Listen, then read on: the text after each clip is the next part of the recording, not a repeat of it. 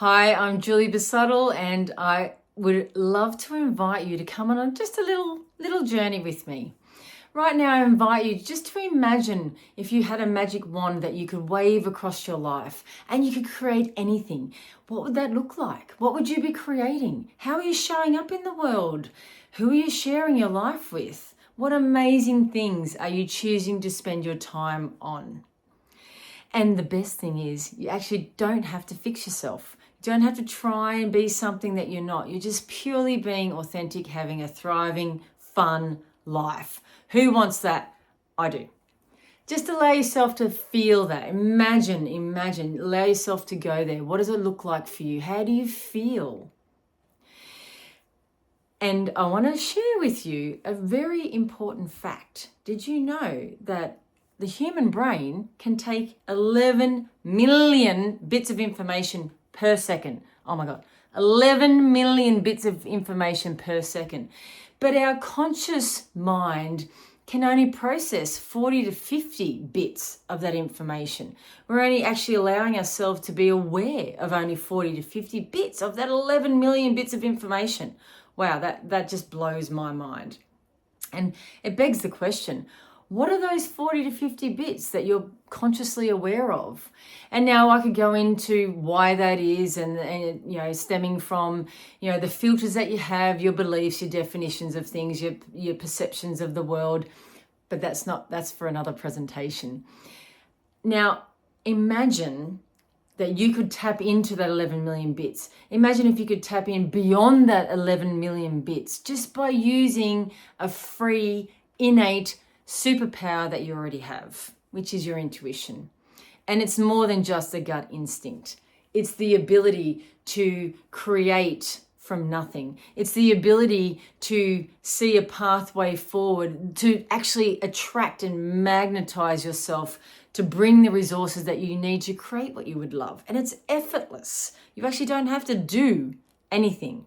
There's only inspired action to take, which you would get from your intuition. Applying your intuition is a powerful, powerful tool. And I've been doing that for 25 years. But I wasn't always like that. When I was, just before I was 11, I was very a fearful kid. Someone who was always afraid of everything.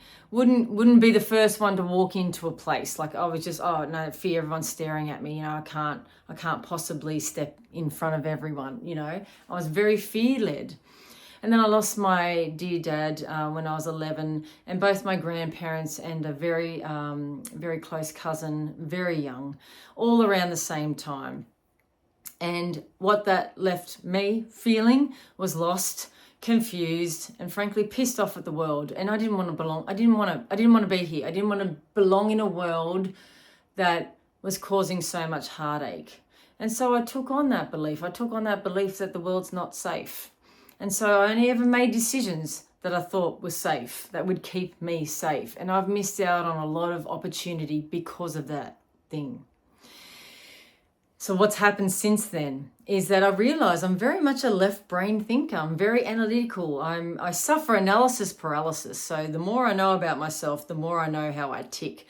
And I blow things apart and I put them back together again, and then I analyze them, and then I do the same thing, and around and around and around I go. But I'm aware of that now. I'm very self-aware. And I know that I don't have to be that way. I don't choose to be that way. And by the age of 20, my curiosity about where did Dad go? What happened to Dad? Is there a life after death? I actually went along to my first psychic medium, and I didn't even know what a psychic medium was back then. And I actually learnt about, wow, okay, these people are for real. And that fueled my curiosity to no end. And so then I became a psychic medium myself. So I know that life is eternal. I know that when we pass from our physical death, we live on. I've seen way too much and had way too many connections and communications with the afterworld, with spirit, with our loved ones in the afterlife, not to believe. But that's for another presentation as well. Moving forward, I realized through a powerful transformational course that I completed in 2020 during COVID, And I realized that I'm not broken. I don't need to be fixed. I'm actually whole and complete, just as I am. The only thing I need to do is fix my focus, to focus on what I would love to create, not what I'm trying to avoid or think that I'm lacking. So I'm not living a fear-led life. I'm living a heart-led life now. And that really came into play very, very recently when I realized that all my family, my husband and my 4 children, are all neurodiverse and I'm neurotypical. It now makes sense to me that we're operating from different operating systems. The way they behave, the way they act, the way they think is very different to how I act and think. So I had to learn a whole new language, right? So I had to learn how to communicate with my loved ones so that I could share a life with them. Now, I was able to do that because I knew how to assign my power. I knew how to create, to really create, because that was what I wanted to do. That's what I loved. So imagine creating that life that I asked you to first think about when I started my presentation. Imagine having that all. And you can have that. And it's not an outside job, it's an inside job. The journey starts and ends with you. It's an inward journey. So now I'm speaking right in front of you. I'm very confident in speaking now about my life and about the grief and the loss that I've had. And I know that I can still be the best version of myself because I choose to. It takes 5 things, I believe. The 5 C's, I call them. Curiosity to want to know who you are, to be self-aware, to self-reflect, to self-inquire. It also takes commitment. It takes your energy. It takes your focus. It needs your will to, say, I'm standing up for myself. I'm choosing to be selfish. I'm choosing to put myself first. It also takes conscious choices. So actually choosing what you would love, not what you fear. And that is an art. It's an alchemical process, actually. That's been around for millions of years, I'm sure. And community. It takes community to be around people who are like-minded, who are also mastering the human journey, just as you are and just as I am. To be not for them to tell me what to do or how to do things, but we all speak the truth. Imagine living in a world where we're all speaking the truth. Oh my God, the world would be a very different place. And people actually respected the truth. They understood that that's their truth. That's my truth and my truth only. And your truth is your truth only. That doesn't mean anything about me. And to actually still just move forward in a community where you're all going in the same direction.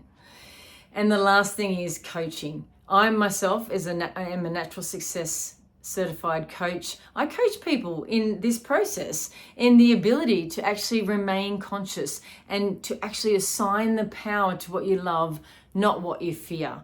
And I myself is also being coached, not because I need my coach to tell me what to do. I know, I'm self-directed, I'm self-powered now. But sometimes we can't see what others can see. We can't see the obvious because we won't allow ourselves to see the obvious. And that's because there's 2 sides to the story every time. You have very much your creative, intuitive side that's connected to everything through all time and space, to those 11 million bits per second. And we also have another version of us, the one that wants to keep us small, the one that wants to keep us down, the one that says that we're not good enough and that we don't belong and that we're not achieving enough. There's always 2 sides to the ledger, but I'm here to tell you that you can choose. You can choose where you want to assign the power. If you'd love to know more about me, I'm Julie Busuttil, BUHQ, www.beyoU.hq.com.au. Thanks for listening.